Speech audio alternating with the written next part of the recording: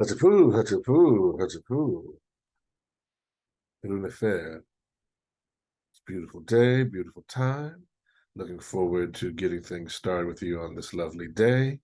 We are at the beginning of the full moon cycle. We are at the beginning of a new year. We are at the beginning of the Mercury retrograde cycle. So we'll go through and touch on those things while we go through and get through our form today. Going to get in with our Shaashaa, our Asar stance. Going to go through the lunar cycle of the form as we start building up, preparing for how to get into it fully. And then we'll highlight a little bit of our Qigong like we've been talking about. We're going to highlight the form again, the beginning part of the form up through the lunar cycle as we prepare to build back up to the equinox, which is coming, where we'll go over all of the positions between now and then, review them so that we're ready to make the grand transition, and then begin to prepare ourselves for reviewing the entire short form that we've been working on this journey together. All right, let's get it in.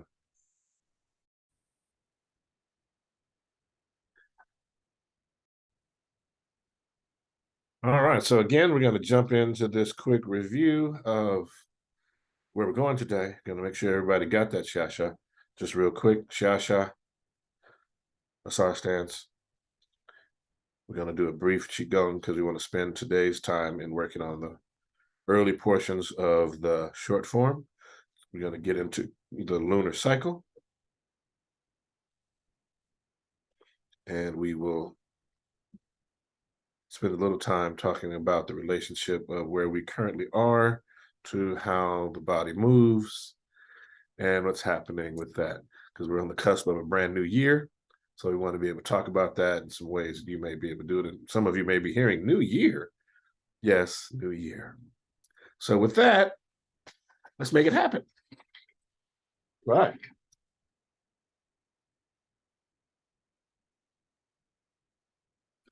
So let's bow in. We say, to all the masters that have gone before us, we bow.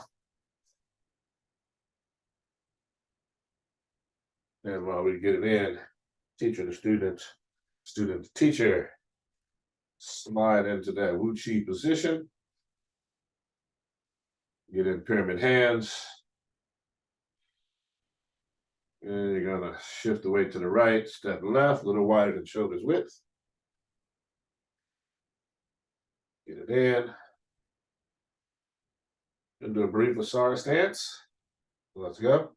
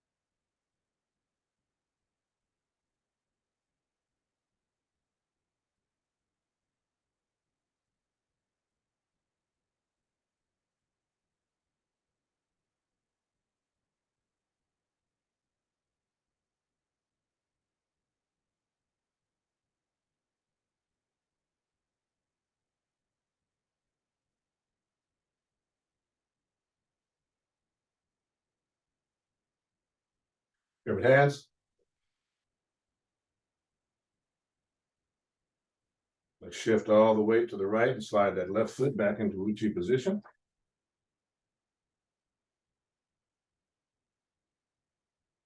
The hands come down, we shake it out, opposite hand, opposite leg.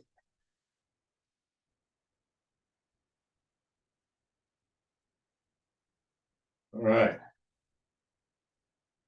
Feet parallel, shoulders width.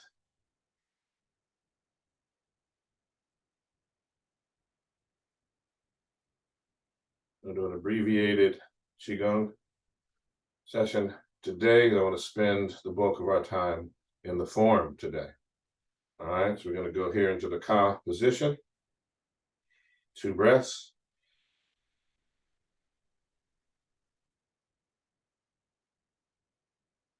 Palms facing forward for 2 breaths.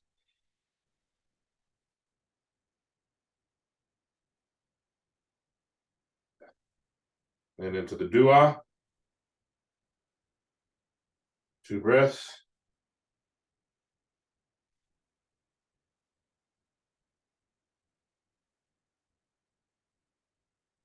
Stepping back. And then into the gathering.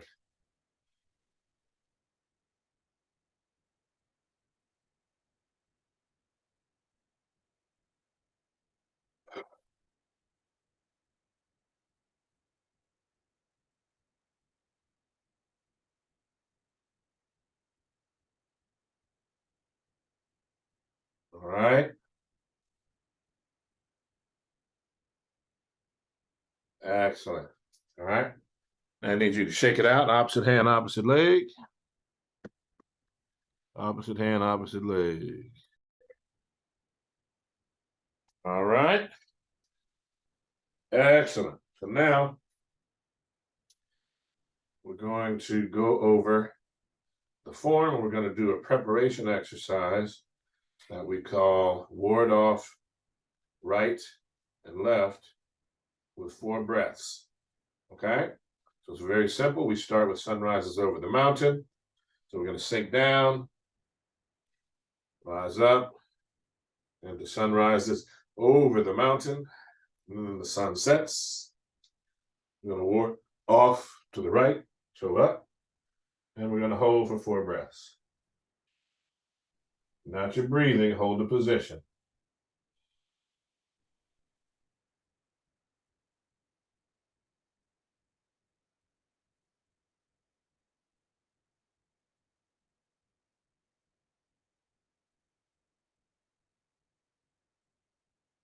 In the 4th exhale, you're going to shift the weight.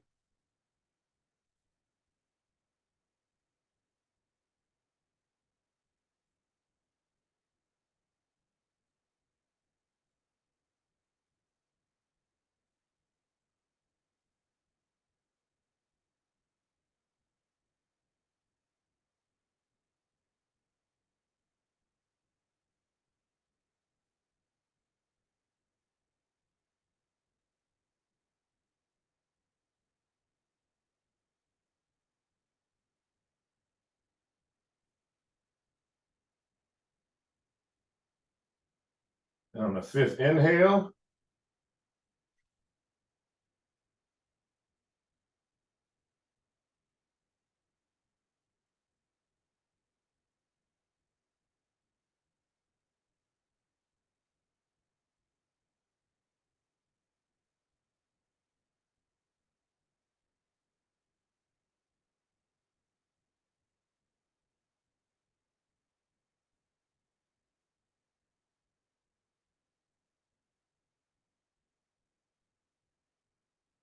as we exhale, we come to the front. Sun rises over the mountain. Sun sets. And now we go to the left.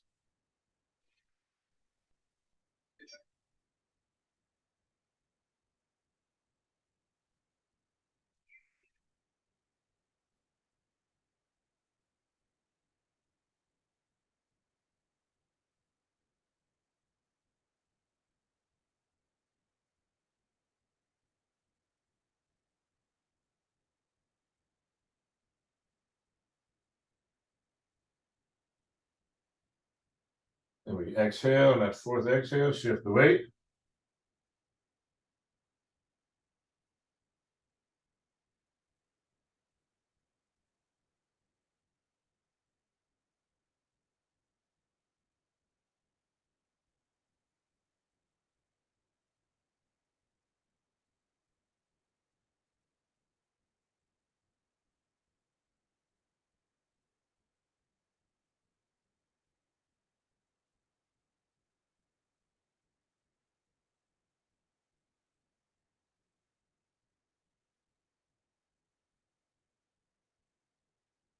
Inhale, exhale.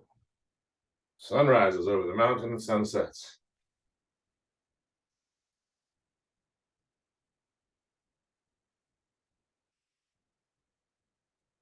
All right, shake it out, opposite hand, opposite leg. All right, now, from feet parallel, shoulder width, we're going to go into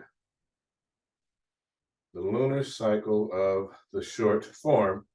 And to aid in your remembering and doing it, I'm going to call it out.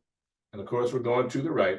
So I'm going to call out our names for them, which is, again, for those of you who may or may not, may be your first time, your first video with us. If you're enjoying what you're getting in terms of the movement and the practice and how your body's feeling, like, subscribe, hit the bell so you can check it out. So what we're going to do now is get directly into the form. And our Yang style family form comes directly from Dalu, Grandmaster Dalu. So here we go. Sink it down. Sun rises over the mountain and sun sets.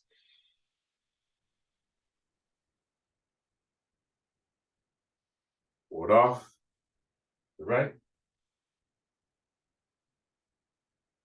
Grasping the bird's tail and stroking it. Rolling the ball and releasing it. Rolling back. Press. Push.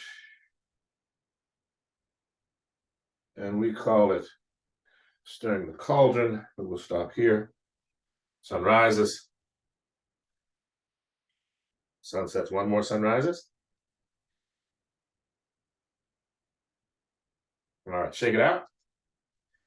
So I'm going to talk you through it real quick so that you have the full-on opportunity to understand the vibe, what we have going.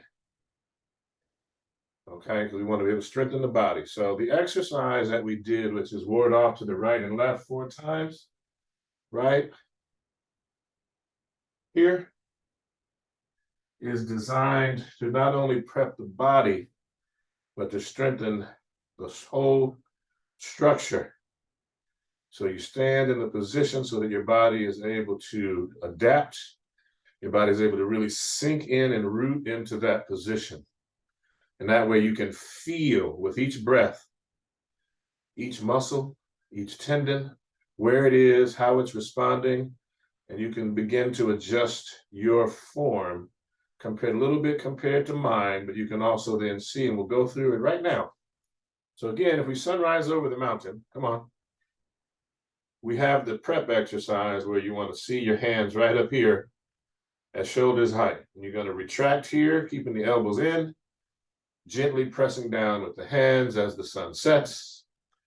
You're going to shift all the way to that left leg as we ward off to the right. And this movement occurs all at the same time, connected like a string of pearls. It's down. The shifting the weight has both hands in motion. And then the turning of the waist brings that right hand around. Shift the weight, continuing the motion up on the toes. You step.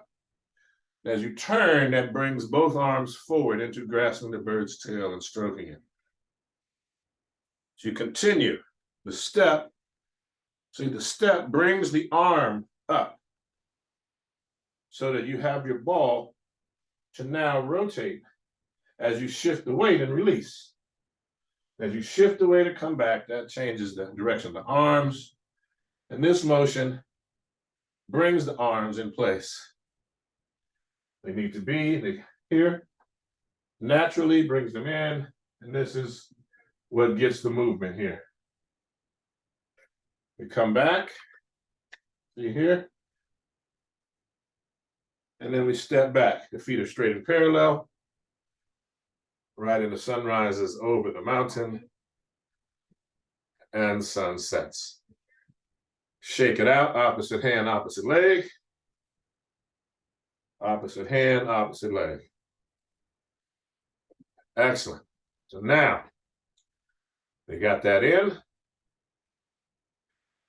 And so, what I want you to do this time, for those of you at home, those of you practicing, those of you catching this on any version of the interwebs, we're going to do it together.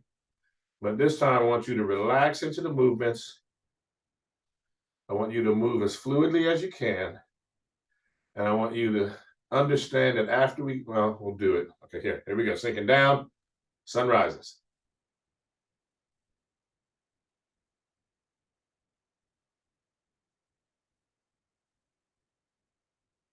Grasping the bird's tail, stroking it. Now, pay attention and see the moon. See the moon in its cycle. See the waxing, see the waning, see the transition. See how we begin to start our great cycle. And it ends, as every day ends and begins, with the appearance of the disc rising and setting. Shake it out. Okay, so we're going to grab a seat for a little breathing exercise.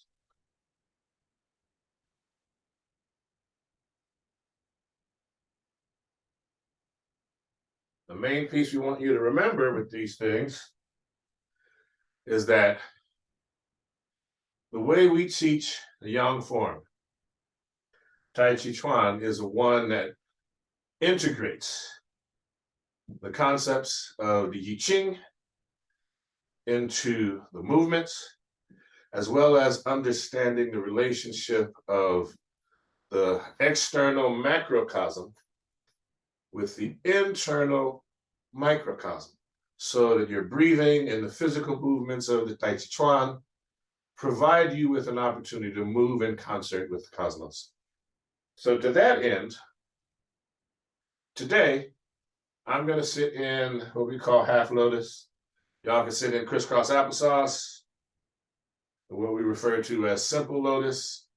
I say simple, not easy, because it does require some work. If you've never done it before, we want to keep these knees down.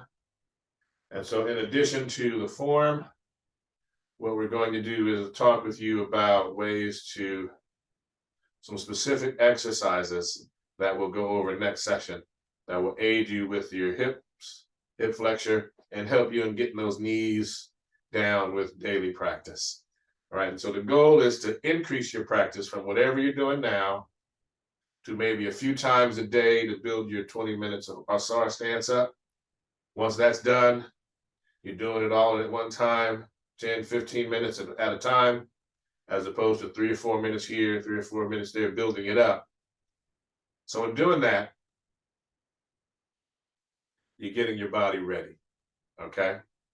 And that is what's important, is that each day we want to do a little bit more, we want to add a little bit more if we can, while maintaining what we're doing. Got it? That's the goal. That's why we're coming back. You know, we've cycled back each year as a way to remind ourselves, and as we get close to these grand elements, it's just a way for us to remember, way for us to stay connected.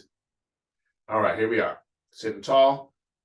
You're going to take your left palm up on top of the knee, thumb and index finger touching. Resting there, the body is relaxed. You're going to take your left thumb, block off the left nostril, middle and index finger in the center of the forehead. Breathing in,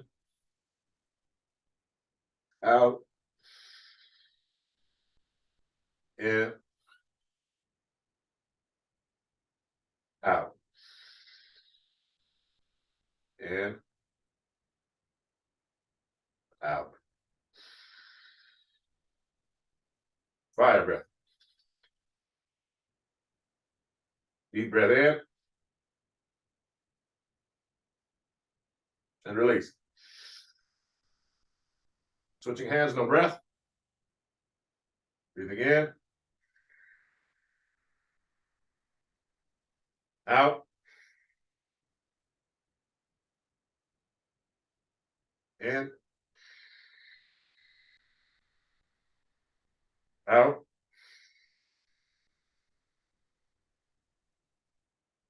in, out. Fire breath.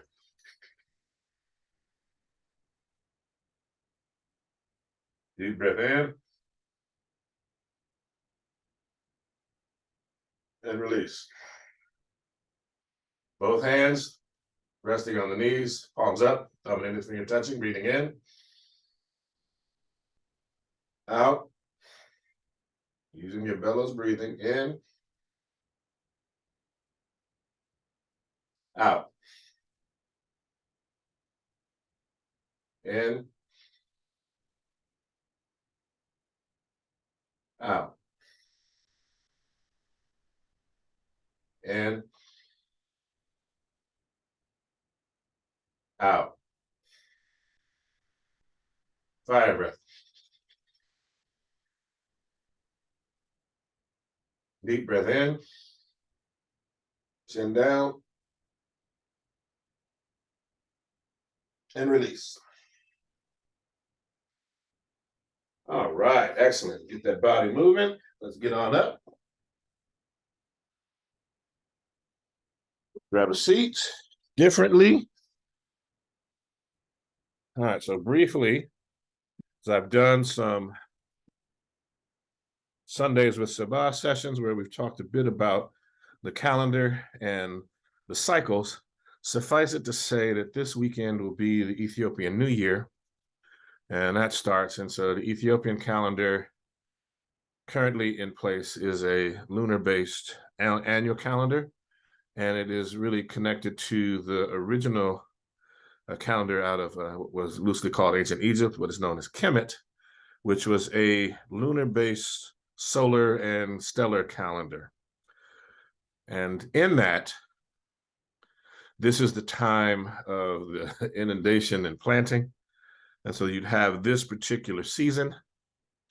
And so in different parts of the world, and this is why practicing the culture, you hear me consistently talk about practice your culture.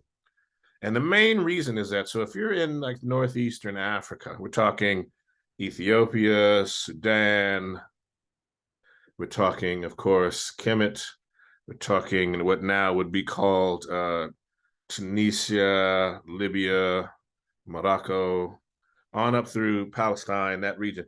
It's really about 3 seasons, okay? There's rainy season, well, not rainy, but rainy or flooding season because they're off the Nile. You'll have a planting season and a harvest season. And then you'd have your New Year celebration, and the holidays are a little different. So it's 3 seasons, not 4. Now, they knew about the equinoxes. They knew about the solstices.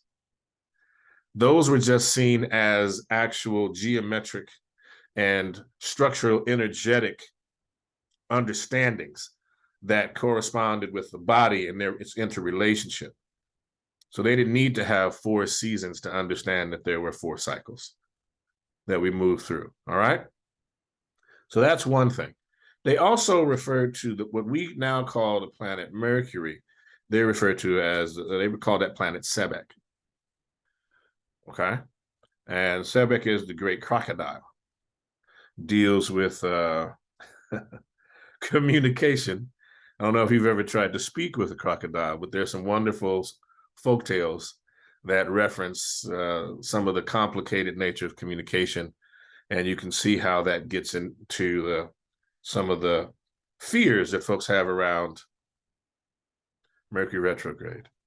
What I will offer is the sage wisdom, as we're about to head into wisdom from the sages of the ages. Catch the segue. is from Grandmaster Dalu, particularly till the beginning of the next calendar month of October. If you must hurry, hurry slowly. All right. So with that, let's grab some wisdom from the sages of the ages. We're going to start with Lao Tzu, or the Tao Te Ching. We use this particular version.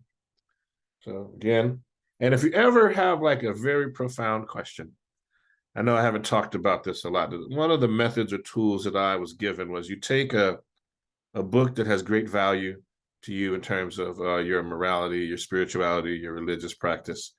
And if you have a question, you ask yourself the question, or if you just need some specific guidance, you put that question on your mind, or if you just want to hear some wisdom for the day, for where you're moving, you can just put that out. You just take your book, place it here, empty your mind and breathe. Allow your thumb to be placed. And then you go and from the left side. And from today, it's called Tao and Transformation. And Tao gave birth to one. One gave birth to two. Two gave birth to three. Three gave birth to the 10,000 things. The 10,000 things carry yin and embrace yang. The two primordial breaths blend and produce harmony. To be orphaned or lonely or unworthy is what all people detest. Yet kings and nobles apply those terms to themselves. Indeed, sometimes things benefit by an intended injury, and sometimes receive injury from an intended benefit. What others teach, I shall also teach. The strong and violent will die an unnatural death. This will serve as my chief lesson. Now we get some Ptah Hotep. I'm not going there. I turned into the glossary. Okay, so here we go.